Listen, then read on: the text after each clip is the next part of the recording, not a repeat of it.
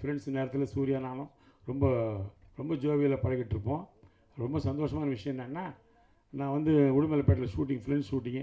அப்போ தெனாலி ஷூட்டிங் கொடைக்கானல் மேலே நடக்கும். நைட்டு இங்கேருந்து காரில் கிளம்பி மேலே போனோம். அங்கே போய்ட்டு ஒரு நாள் ஷூட்டிங் முடிச்சுட்டு அங்கேருந்து நைட்டு கிளம்பி இங்கே வரோம். அவ்வளோ பிஸி.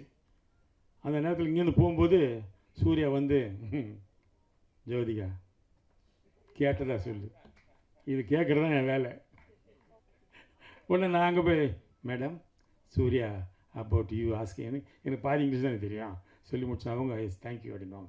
மறுபடியும் போகும்போது என்னை பற்றி சொல்லுங்கன்னுவோம். நான் கீழே வந்தேன்ப்பா தங்கச்சி ஒன்று கேட்டதுப்பா அப்படின்னு. பயங்கர சந்தோஷம் 2 பேருக்கும். இவங்களோட தூது போயிட்டு வந்து வேலையை ஆரம்பித்தேன். வேறு அதை விட பெருசாக ஒன்றும் அதில் சாதிக்கிறதுக்கு இல்லை. அப்படி காதலை வளர்த்த ஒரு படம் அது. அந்த படம் மட்டும் இல்லை, அமர்க்களத்தில் அப்படி தான். ஷாலினி அஜித்தை லவ் பண்ணிகிட்ருக்காங்க, எனக்கு தெரியாது.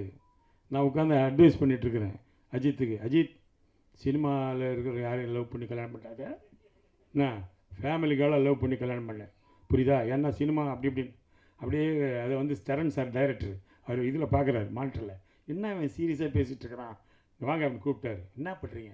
இல்லைப்பா அஜித்துக்கு நான் சில அட்வைஸ் எல்லாம் கொடுக்குறேன். என்ன அட்வைஸ்? இல்லை இந்த மாதிரி சினிமாவில் இருக்கிறவங்க யாரையும் லவ் பண்ண வேணாம் அப்படி.